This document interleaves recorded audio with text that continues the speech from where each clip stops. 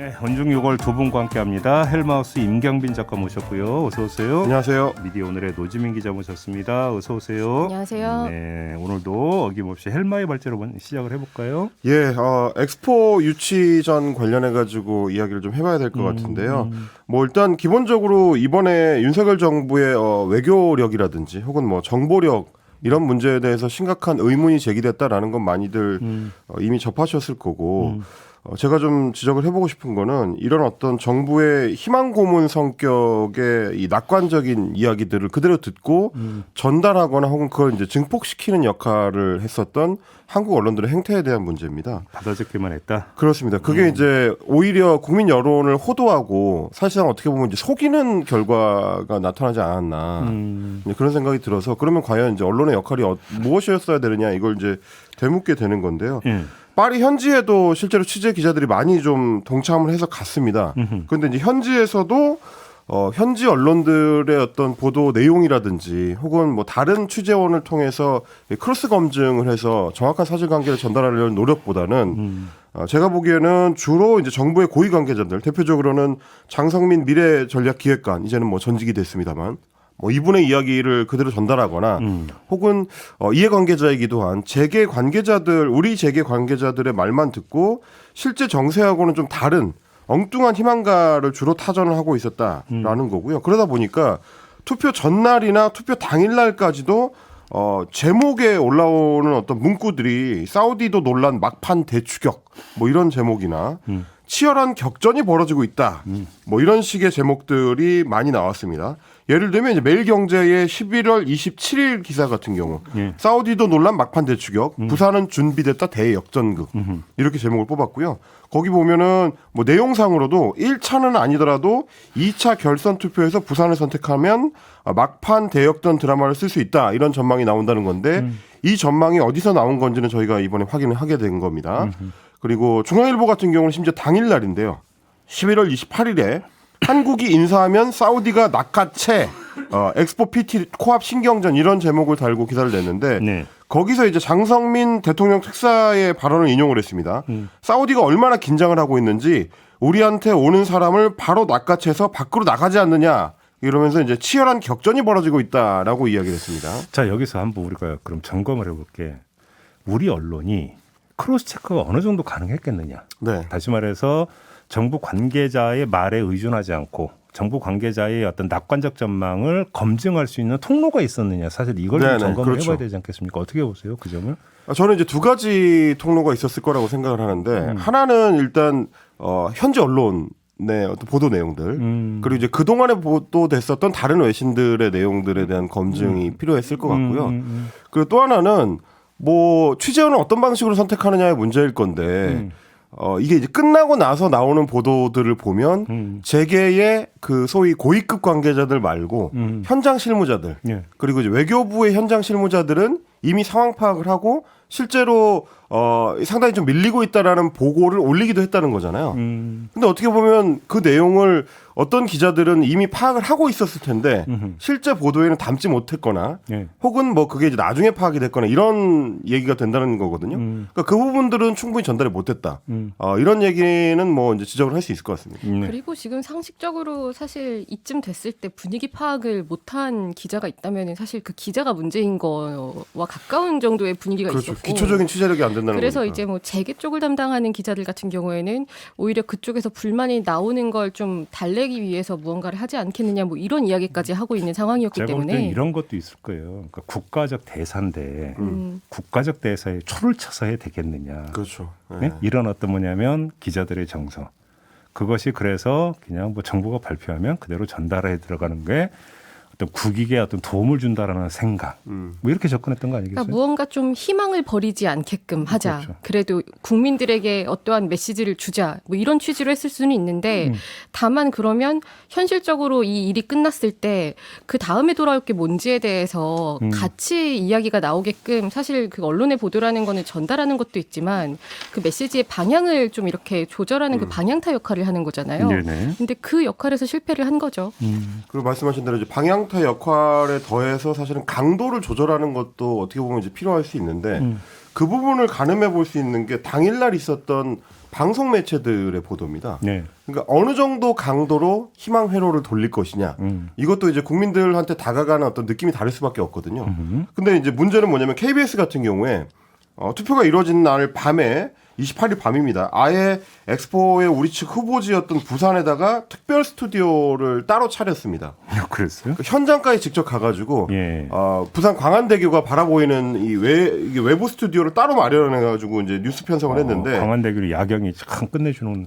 풍경은 매우 좋더라고요. 그렇죠. 네. 네. 거기다가 차렸어요. 분위기를 끌어올리게 하는 데는 충분히 도움이 되는 예. 그런 상황이었고 그리고 저희 주목한 게 그날 그 첫 뉴스부터 시작해가지고 9개의 꼭지를 리포트를 했습니다. 엑스포의 어떤 분위기를 최대치로 끌어올리는 데 있어서 어떻게 보면 KBS가 상당한 역할을 했다. 뭐 내용이라든지 혹은 뭐 제목이라든지 그런 것들이 이제 주로 거기에 이제 복무하는 내용이었고요. 아까 뭐 다른 신문 보도에서도 살펴봤듯이 결선 투표까지만 끌고 가면 역전할 수 있다. 이 메시지를 그날 당일날 저녁까지도 계속해서 같은 방식으로 전달을 했습니다. 예. MBC 뉴스데스크 같은 경우는 세 꼭지를 보도를 했는데 박빙 승부가 펼쳐진 사례가 그동안 없었을 정도로 이제 평가되고 있다. 뭐 이런 얘기를 했는데 그러면서 이제 계속 이제 박빙이다라는 식의 이제 규정을 내놨었고요. 네. 다만 이제 두께로 보면 KBS가 9꼭지인데 비해서 MBC는 3꼭지, SBS는 8시 뉴스에 4꼭지 정도. 약간 볼륨 차이는 좀 있었습니다. 네. 근데 이제 강도에서 보면은 종합 편성 채널들의 주요 뉴스를 갔을 때 조금 더 심했는데 TV조선은 뉴스9을 이제 편성할 때 아예 이제 제목을 운명의 밤 결선 가면 역전 가능이라고 잡았습니다. 네. 그러면서 이제 당초에는 오일머니로 무장한 사우디아라비아에 비해서 유치 가능성이 높지 않았다는 평가가 많았는데 우리 대표단은 막판 대역전극을 기대하고 있다. 이걸 이제 주요 뉴스로 다뤘고요. 채널 A는 저는 이제 이번 엑스포 관련된 국면에서 좀 제일 좀 심했다라고 이제 평가를 할 수밖에 없을 것 같은데 왜요? 당일날 저녁에 굉장히 힘을 많이 줘가지고 판세가 뒤집혔다라는 취지의 보도를 쏟아냈습니다. 그날 저녁에 그 메인 뉴스에서도 판세가 뒤집혔다라는 걸 이제 백보드에 크게 띄워가지고 예. 앵커가 직접 브리핑을 했는데 예.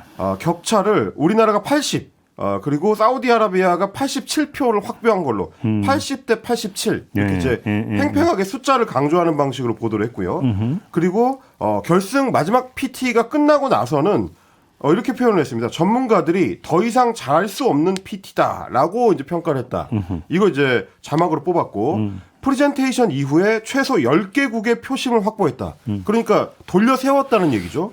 그러면 처음에 80대 87이었던 게 아예 표가 뒤집혀가지고 한국 90표, 사우디 70표 수준으로 판세가 뒤집혔다.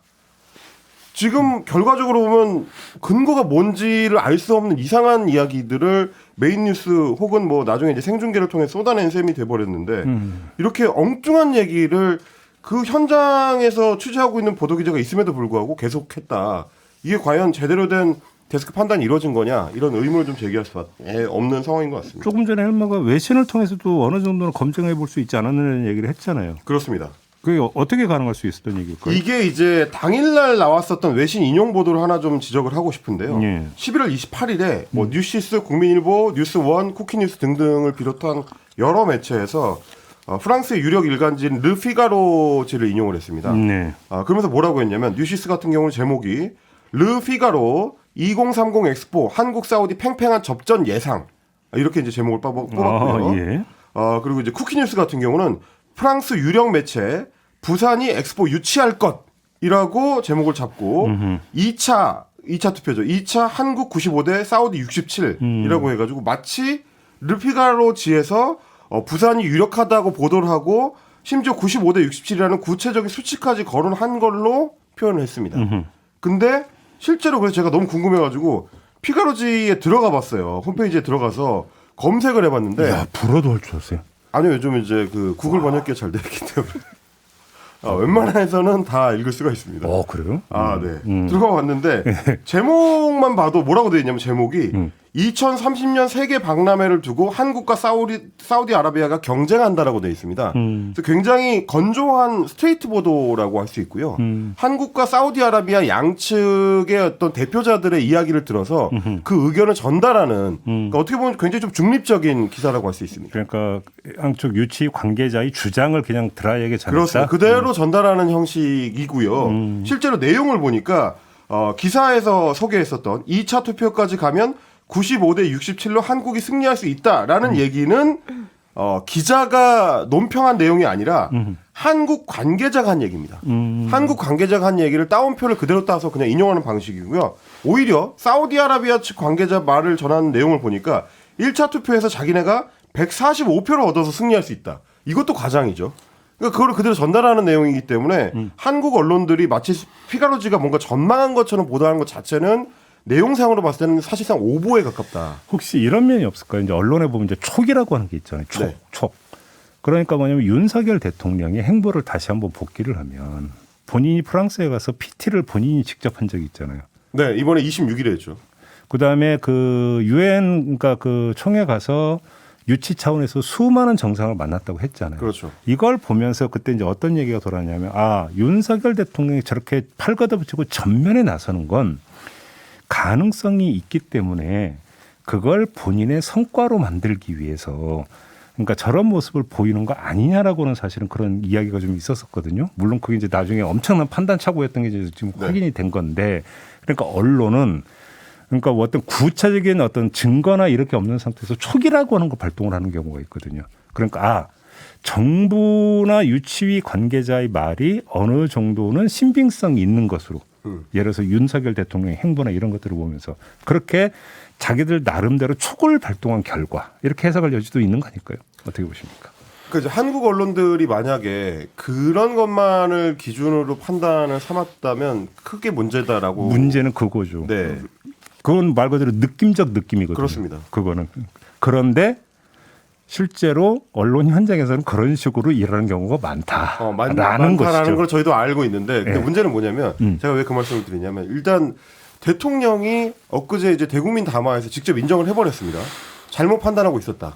우리의 예상을 벗어난 결과가 나왔다. 그럼 결국 이제 대통령도 엉뚱한 보고를 받고 있었다는 거를 스스로 자인한 가능성이 되게 높은 걸로 셈인 봤던 거고요. 거죠. 그렇죠. 그러면 언론들도 그 마찬가지로 대통령이랑 똑같이 속았다. 뭐 이렇게도 볼 수 있는 측면이 있습니다. 속았다기보다는 부한해동했다. 부안해동했다. 그렇죠. 근데 이제 제가 왜 그 말씀을 드리냐면 저희도 이제 엑스포 관련해 가지고 방송을 하다 보면 시청자들한테 조금이라도 좀 정확한 내용을 전달드리기 위해서 다른 외신 보도들을 한번 살펴보거든요. 워싱턴 포스트라든지 뉴욕 타임즈라든지 프랑스 현지 매체라든지 이런 것들을 살펴보게 되는데 저희가 원문을 챙겨본 게 아닙니다. 그 전에 번역된 기사들을 연합뉴스를 비롯해서 여러 통신사들이 보도를 했었는데 네. 그것들을 봤더니 해외 언론에서 파악하고 있는 전황은 다르더라라는 얘기를 저희도 뉴스 브리핑 같은 시간을 통해서 시청자들이나 청취자들한테 전달할 때 얘기를 했었거든요. 근데 그 내용을 보도한 언론사에서도 한국 그 정부 관계자의 말을 인용 보도하는 기사에는 그 내용들이 안 들어가는 경우가 상당히 많았었다. 그거는 어떻게 보면 부안해동하기 위해서 일부러 눈을 감았거나 혹은 그 부분을 누락시킨 거 아니냐 이런 의심을 할 제가 수밖에 볼 때는 없는 일부러 내용입니다. 눈을 감은 측면 조금 전에 얘기했듯이 이른바 국익이라고 하는 부분들에서 이게 국익에 직결되는 부분인데 우리가 이렇게 초를 쳐버리면 니네가 도대체 어느 나라 그러니까 언론이냐는 욕을 먹을 테니까 그렇죠. 에휴 그냥 따라가자. 이렇게 생각했을 그랬을 가능성이 저는 되게 높다고 그런 게 생각해요. 이제 뭐 구경이나 관용인 거죠. 그렇게 국익을 저해하지 그거죠. 않는. 바로 그거죠. 그러니까 그렇게 결과적으로 국익을 저해하지 않는 결과가 나온 것도 아니고요. 그러니까 이제 언론의 자유라고 하는 것은 정부에 대한 비판의 자유를 뜻한다라고 이야기를 하고 비판의 자유에 있어서는 국익과 관련된 것도 과감하게 비판할 수 있어야 된다고 다들 이야기를 하는 그렇죠. 건데 거기서 멈칫대는 거죠. 그래서 저는 이제 뉴스버스의 사례를 얘기하지 않을 수가 없는데요. 저희가 이제 뉴스 비평을 할 때 크로스 검증을 해야 된다는 게 기본적으로 이런 부분 때문입니다. 이미 한국 언론들이 뭐 대역전의 가능성 이런 거를 헤드라인으로 뽑아서 한창 보도를 하고 있었던 지난 11월 25일에 뉴스버스 같은 경우에는 제목을 이렇게 뽑았습니다. 윤의 식사 외교에도 불구하고 사우디 지지 122개국 대역전 일어날까라는 제목입니다. 근데 내용상으로 보면 얼추 맞췄네요. 122개국이. 그렇습니다. 근데 이걸 맞춘 게 뉴스버스가 그냥 찍어서 때려 맞춘 게 아니고 애초에 사우디아라비아의 엑스포 유치 기관 홈페이지에 가면 거의 매일 우리가 공식적으로 이러이러한 나라들의 지지 선언을 끌어냈다라는 걸 업데이트를 하고 있었습니다. 현황판이 있었구나. 현황판이 있었고요. 그거에 기반해 가지고 판단한 게 그거였습니다. 그리고 이제 뭐를 같이 검증을 했느냐면 뉴스버스 같은 경우는 공식 엑스포 유치 기간에 리야드 시 그 왕립위원회 홈페이지를 참조하는 동시에 아랍 언론들에서 어떤 식으로 취합하고 있는지를 같이 체크를 했습니다. 물론 이제 아랍권 언론들은 가능하면 사우디 쪽에 유리한 기사를 내려고 노력했을 가능성이 높긴 하지만 이 공식 지지 선언이라는 게 중요한 거죠. 해당 국가에서 만약에 공식 지지 선언을 하지 않았다면 항의를 해서 그걸 바꿨을 가능성이 있는데 그게 바뀌지 않는가를 계속 체크를 해봤을 때 11월 25일자로 봤을 때는 122개국까지 늘어났다. 그리고 뉴스버스의 이 해당 기사를 보면 구체적인 숫자하고 나라 이름도 다 정리가 되어 있습니다.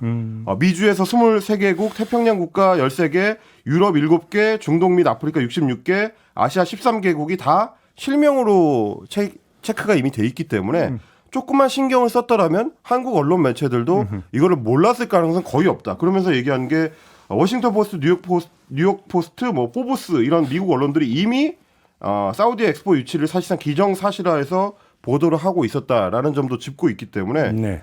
몰랐으면 한국 언론이 정말 한심한 거고 그렇죠. 이런 내용들을 알고 있었음에도 제대로 반영을 안 했다면 결국 이제 국민들을 호도하는 데 있어서 일종의 부안해동을 한 거다 이런 그렇지. 주장을 할 수밖에 없을 것 같습니다. 그런데 그러니까 그 유치 실패한 후의 보도는 어땠어요? 저는 이제 그게 더 문제였다고 보는 건데 그렇죠. 그러니까 우리 정부 관계자들이나 이제 자문위원으로 참여한 교수 이런 사람들이 나와서 계속 이제 사우디아라비아의 오일머니만을 언급하거나 전 정부를 언급하는 뭐 부산시장도 있었고 이런 태도도 문제지만 한국 언론도 역시 거기에 똑같이 따라가는 양태가 나타났다는 겁니다. 저는 이제 MBN을 대표적인 사례로 꼽고 싶은데 11월 29일자 MBN의 제목이 이렇습니다. 다 똑같은 한 표 행사, 부산 엑스포 투표 방식에 발목 잡혔다. 하다가 이제 그 엑스포 유치 관련된 투표의 방식을 문제 삼은 건데 예. 뭐라고 되어 있냐면 전체 회원국의 3분의 2가 개발도상국이라면서 이 개발도상국들이 아무래도 소위 오일머니에 흔들릴 가능성이 높다. 그러다 보니까 개발도상국을 많이 확보하면 유치 경쟁에 유리해지기 때문에 1국가 1표 방식이 유지가 된다면 모든 국제 행사는 민주주의나 인권과 같은 보편적 가치보다 돈을 앞세운 국가가 언제나 개최 국가가 될 수밖에 없다는 목소리가 나온다라는 얘기를 하고 있습니다. 네.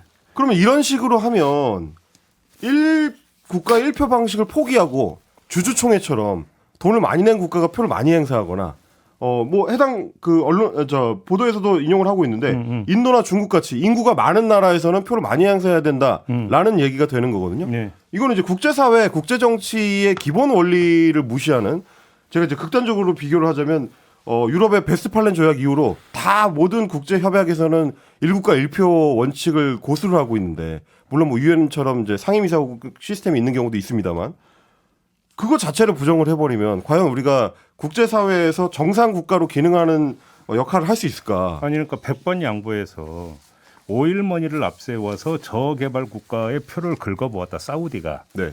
그러니까 그렇다고 치면 100번 양보해서 그러면 그게 유치 과정에서는 몰랐던 새로운 사실이냐라는 거예요. 그렇죠.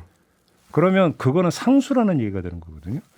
그러면 오히려 그러면 그럴수록 과정에서 사실은 오히려 더 크로스체크가 됐었어야 되는 거죠. 그렇습니다. 오히려 거꾸로.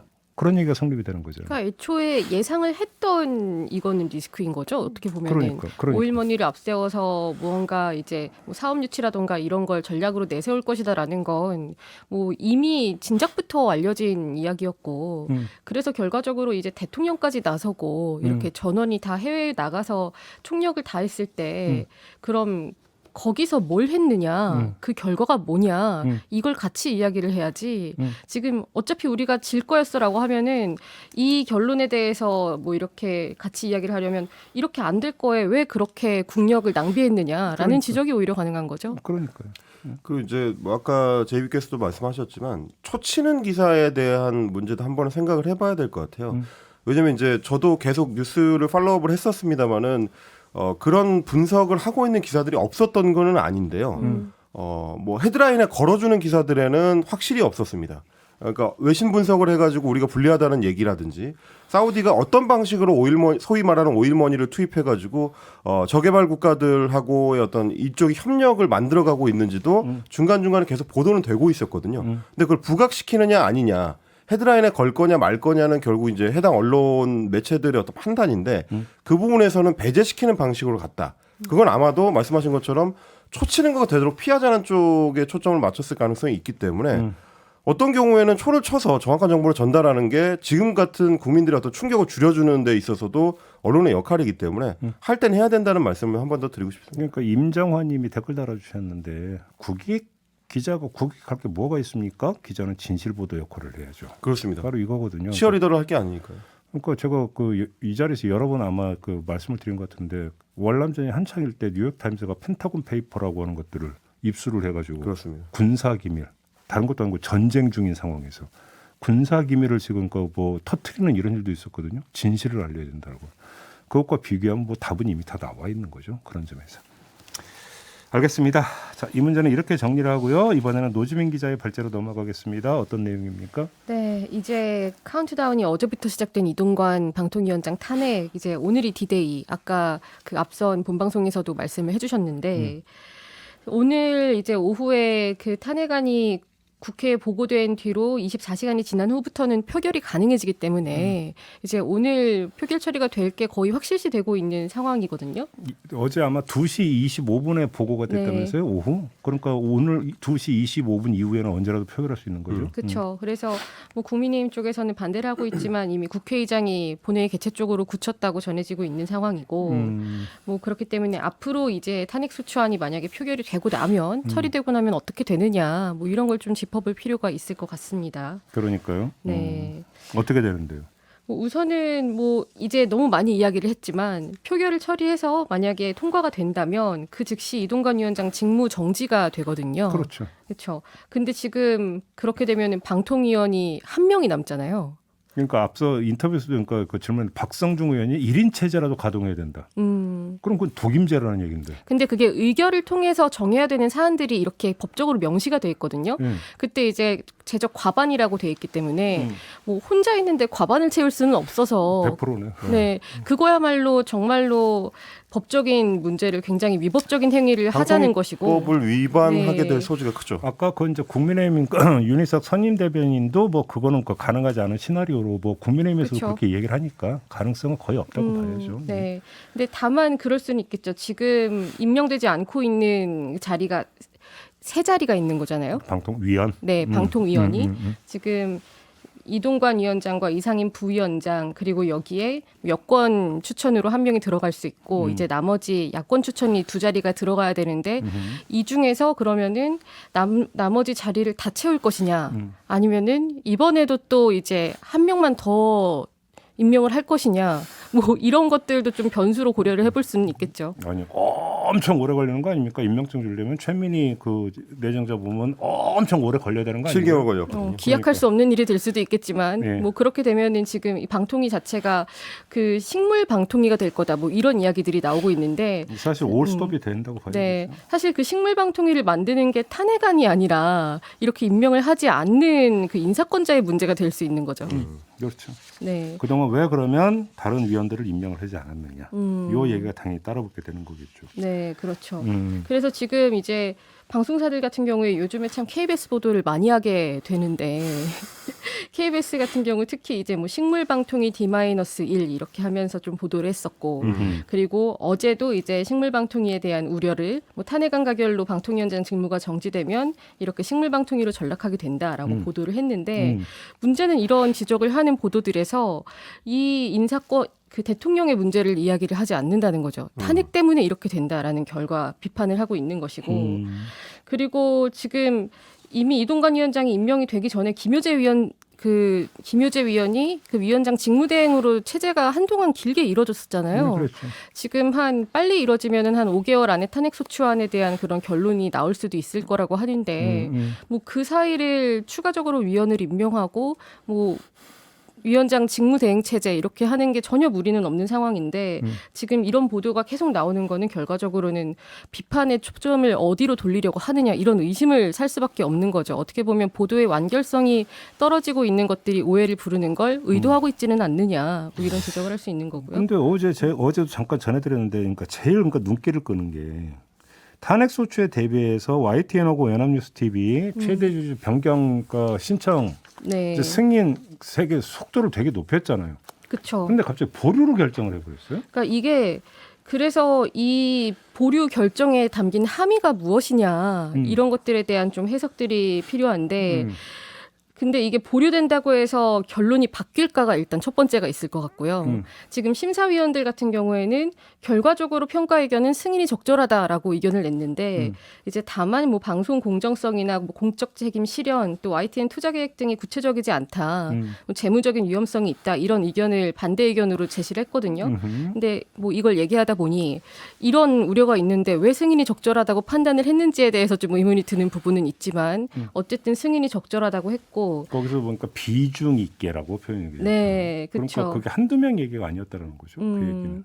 그렇기 때문에 이제 방통위 같은 경우에는 이런 조건을 좀 해소할 수 있는 노력이 필요하다면서 보류를 해둔 상태라서 이게 나중에 뭐 이동관 위원장이 돌아오게 된다면 혹은 이제 이동관 위원장이 아니라 뭐 다른 위원장 체제로 방통위가 돌아가게 된다면 다시 심사를 재개했을 때 이런 요건만 해소하면 승인이 될 것이다라는 걸 어느 정도 신호를 남겨둔 거죠. 그래서 그러네요. 지금 같이 고려할 수 있는 거는 이동관 위원장이 직무가 정지되는 기간이 앞으로 한 5달에서 6달 정도라고 한다면 그 사이에 총선이 끝나게 됩니다. 네. 그러니까 총선을 고려를 한 어느 정도의 그런 수단으로 남겨둔 것이 아니냐라는 해석이 나오고 있는 거죠. 그 사이에. 그러니까 지금 저는 그 심사위원회 회의록이나 이런 것들을 다 봐야 이제 판단을 내릴 수 있는데 네. 승인이 적절하다고 하면서도 비중, 그러니까 이러이러한 어떤 지적도 비중 있게 제기됐다고 지금 돼 있어요. 네. 근데 문제는 이게 조건부였는지 아닌지가 좀 확인이 안 된다는 거예요. 그죠? 그렇죠. 이러이러한 데는 약간 그러니까 충족이 되지 않고 있는데 이게 충족이 된다면 승인해도 된다. 이거와 이러이러한 문제가 있지만 그것보다 하여간 전반적으로 볼 때는 뭐 승인해도 괜찮다가 돼버리면 이거는 귀책 사유가 완전히 달라지는 거예요. 다른 네. 문제가 되는 거죠. 완전히 다른 문제가. 그렇기 때문에 저는 심사위 회의록이나 이런 것들을 좀 봐야 될 것 같은데 혹시라도 전자가 돼버리면 이게 나중에 어떤 문제가 생기냐 법적 문제가 법리적 발생하죠. 문제가 되죠. 그렇죠. 그게 이제 그 이른바 TV조선 재승인 뭐 이른바 심사 조작 사건이라고 하는 것과 비견될 수가 있게 돼버리는 거죠. 그 오히려. 이제 어제도 JB타임즈에서 그 말씀을 해주셨던 건데 심사위원들 뭐 물론 이제 비실명 처리가 돼 있습니다만 누군지는 몰라요. 네, 심사위원들이 그 부분에 있어서 법리적인 어떤 부담을 느꼈을 가능성을 어제 이제 지적을 해주셨는데 비슷하게 얘기가 될 수 있는 게 지금 방통위원장이 만약에 직무 정지가 되게 되면 방심위에 그 영향이 미치게 될 거다라는 분석들이 많습니다. 방송통신심의위원회가 물론 이제 독립기관인데 그럼에도 불구하고 방통위에 직간접적 영향권에 있다는 게 뭐 여러 차례 이제 확인된 바가 있기 때문에 특히 문제가 되는 게 얼마 전에 논란이 있었던 가짜뉴스 심의전담센터 여기에 이제 직원들이 파견이 돼 있는데 이거는 불법성이 있는 혹은 위법성이 있는 업무를 해야 될 가능성이 있기 때문에 복귀시켜달라는 일종의 이제 태업 내지 파업이 일어난 적이 있었습니다. 쉽게 뭐 항명이 일어났었죠. 이렇게 하다가 내부에서. 내가 쇠고랑 찰 수 있는데 내가 일 왜 하냐 그렇습니다. 이거잖아요. 똑같은 간단히. 문제입니다. 그러니까. 법리상의 문제가 나한테 닥칠 수 있기 때문에 그 위험을 제거하기 위한 어떤 그 걱정들이 방심위 내부에 있었는데 방통위원장의 직무가 정지되면 영향력이 그만큼 상실되면서 방심위 같은 다른 기관들에서도 비슷한 양상이 일어날 가능성. 그러니까 지금까지 정부가 추진해왔었던 여러 많은 일들이 다 동시에 멈춰설 가능성이 좀 생기는 거 아닌가. 그렇죠. 그 부분을 같이 짚어야 될 것 같습니다. 그러니까 YTN 보류 결정이라고 하는 것들이 심사위원들이 그거를 되게 이제 고려한 측면도 있는 것 같고 만약에 조금 전에 조건부였다면 네. 그 이동관 이상인 두 사람이 의결하면 이건 나중에 큰 문제가 될 수 있는 거예요. 그렇죠. 그 두 사람 자체가 월권이 될 수가 있는 거죠. 그렇죠. 그러니까 이거는 물론 조건부예요. 조건부였다고 한다면이라는 가정을 어떤 깔고 하는 얘기지만 그렇기 때문에 일단 보류 결정을 안 할 수가 없을 것이다. 왜냐하면 그게 해석의 여지가 없는 거라면 심사위 꾸린 지 며칠 만에 후다닥 지금 했던 거잖아요. 사실은. 그렇게 속도를 낼 이유가 없었던 거죠. 그렇죠. 탄핵소추 부분 이것 관련해서. 그러니까 지금 방금 말씀하신 그런 의도 같은 것들이 깔려 있어서 작용을 했다면 뭐 그 한상혁 방통위원장 체제에서 있었던 TV조선 재승인 심사 같은 문제가 있을 수 있는 거고 그리고 그 맥락에서 한 가지 더 하면 이렇게 빨리 한 이유가 뭔가. 그러니까 탄핵 소추안이 언제 처리가 될 걸로 전망이 되게 확실시 되고 있는 상황에서 이걸 이렇게 2주 안에 모든 걸 처리한다는 거는 정말 상상하지 못했던 정도의 속도인데 이렇게 해야 하는 그런 시급성들을 무엇을 근거로 판단을 했느냐 이에 대한 평가도 필요하죠. 물론 이거는 썰이기 때문에 여기서 뭐 단정적으로 얘기할 수 없는 네. 뭐 다른 썰도 있긴 해요. 그러니까 이제 어떤 그 유진이라고 하는 것들을 둘러싸고 여권 안에서 뭐 논란이 있다. 논란이 뭐 이런 뭐 네. 어떤 썰도 있기 때문에 근데 확인이 안 되고 있기 때문에 그 얘기는 여기서 할 수 있는 그렇죠. 부분은 그러니까 이제 저희는 어느 부분에 의심을 가지고 이제 뭘 풀어가야 하느냐 판단을 하려면 어떤 사안들을 가지고 기준을 삼아야 하느냐라는 네. 것들에 대해서 물음표가 붙는 부분들이 많다는 거죠. 속보가 들어. 잠깐만 지금 속보가 네. 들어오는데 이동관 위원장이 사의를 표명했다고. 네. 사의를 표명했다. 탄핵 소추를 못하게. 이제 그 직무가 정지되면서 운영이 제한이 되는 기간을 만들지 않겠다는 취지인지는 모르겠지만 어쨌든 결과적으로는 그렇게 될 수 있겠네요. 저희가 지금 논의했던 부분들 그러니까 네. 방통위원장 직무가 정지되면 관련 업무들이 다 비슷한 레임덕 현상을 겪을 가능성을 차단하려는 이유일 수도 있겠습니다. 만약에 방통위만의 사의 문제가 표명해서 아니니까요. 오늘 바로 사의 그 사표가 수리가 돼버리면 이동관 위원장은 아웃. 네. 그래서 바로 어떤 그 후임 위원장과 저기 지명을 해서 네. 인선 작업에 들어갈 수도 만약에 있다. 임명장을 줘버리면 네. 방통위 업무는 계속 이렇게 네, 되는 그렇습니다. 거니까. 2인 체제를 계속 이어갈 수도 있죠. 그렇게 된다면. 그러니까요. 사의를 표명을 했다. 예. 지금 임시국무회의 참석하는 이동관 위원장 모습이 기사로 나온 지 얼마 되지 않았는데 사의 표명이라는 이야기가 나온 걸 보면 이게 이제 본인의 어떤 자발적 의사인지는 좀 왜 사의를 표명했는지에 대해서도 설명이 돼야겠죠. 얼마 전까지만 해도 인터뷰를 통해서 본인이 탄핵될 사유에 대해서 굉장히 인정할 수 없다라는 입장을 밝혔던 인사이기 때문에 그러면 이제 저희가 같이 짚어야 되는 게 이제 여권에서 이제 혹은 이제 용산에서 그만큼 방통위원장의 현재 이제 하고 있는 일들, 방통위가 현재 하고 있는 일들에 상당히 무게를 두고 있다. 왜냐하면 지난번 같은 경우도 필리버스터를 예고를 했다가 그걸 철회할 정도로 탄핵을 막는 거에 이제 여당이 굉장히 좀 사활을 걸었었는데 네. 지금 직전에 사의를 표명할 정도라면은 최대한 방통위원장을 살려서 어떻게든 업무를 계속 할 수 있도록 하고 싶다라는 의지가 이제 드러난 거기 때문에 그리고 인사권자의 평가가 여기에 투영돼 있을 수도 있어요. 그럴 수도 있겠습니다. 알겠습니다. 자, 오늘 이 속보까지 전해드리면서 네. 자, 오늘 언중 요구는 마무리하도록 하겠습니다. 두 분 말씀 잘 들었어요? 고맙습니다. 네, 저도 함께 올라가겠습니다. 고맙습니다. 고맙습니다.